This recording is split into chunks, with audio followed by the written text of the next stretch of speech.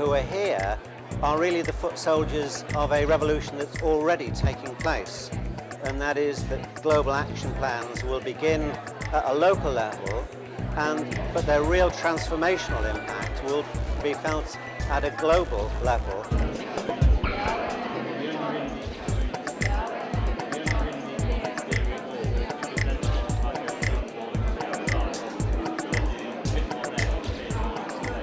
Businesses play an enormous role in the whole environmental and social debate. I think we source products from over 10,000 farms, 2,000 suppliers across the world. The impact of sourcing those products, from wood sourcing to fish sourcing to how people are treated in factories, all makes a massive difference. We've been running this programme called Environment Champions since 1998. So getting on for 10 years now, where we've been trying to bring about behavioural change within organisations. Trying to get individuals in workplaces to reduce the amount of energy they use, reduce the amount of waste they send to landfill sites, and to increase the amount of recycling that they do. We've had some fantastic successes along the way. On average, we've reduced the amount of waste these businesses have sent to landfill by 38%. We've reduced the amount of energy they've been using by 11%. And of course, there's a lot of linked financial savings to that, which businesses and finance directors are all very keen to hear about.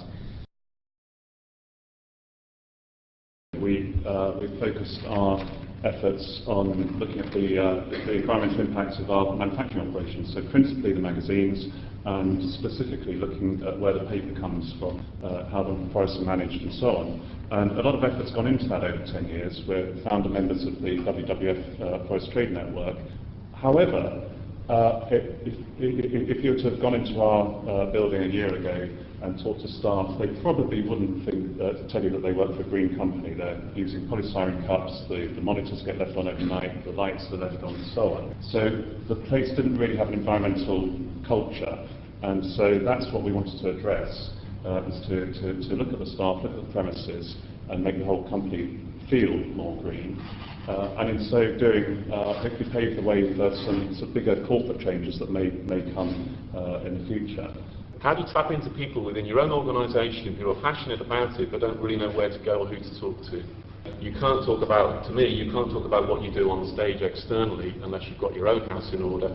And if you haven't got your own people convinced that you're serious about tackling it, then you might as well pack up and go home. So Global Action Plan to me was an incredibly powerful way of doing it, and hopefully making it fun on the journey as well. We train an action team of students in a school and a staff member, often a teacher but not always, and in the case of the City of London Academy that you're going to hear from, it was a staff member from the reprographics team who got everything underway, so they've got a lot to thank her for. What we do is we train them on an environment issue. They take part in the training day, and on their training day they run a first waste audit. They plan a set of actions that they want to take forward in the school, and a campaign as well, so how they're going to communicate that to the staff. So just to give you an idea, we've had 204 schools participate and finish the programme, and that's mostly across the south of England. We've had over 5,000 volunteers trained as part of that.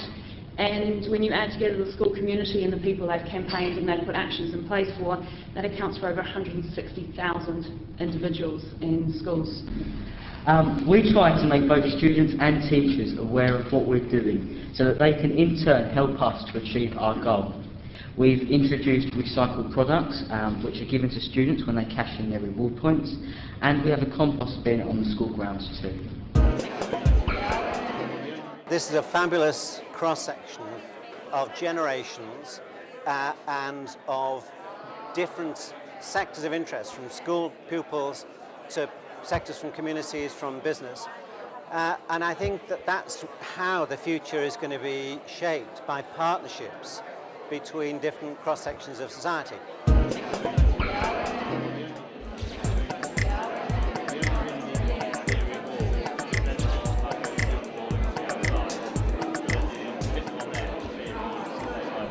All the issues that we've been talking about for a long time, sort of carbon footprinting, making environmental improvements, behaviour change, has suddenly become incredibly popular.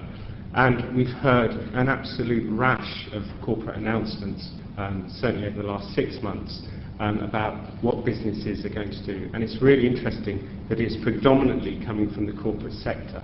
I think government is sitting in the back seat of the car, looking nervously forward, thinking, oh, I hope they're going the right direction, and occasionally we'll make the odd announcement. But they're not leading on this process. It's being led by companies. Just wanted to pick out 5 things that I think we really need to consider as we go through the implementation stage.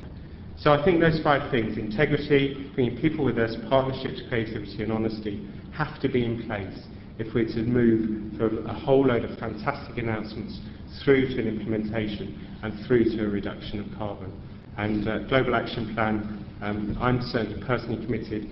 I know that we've got massively passionate youth staff who are all personally committed to making sure that those things are embedded in what we do.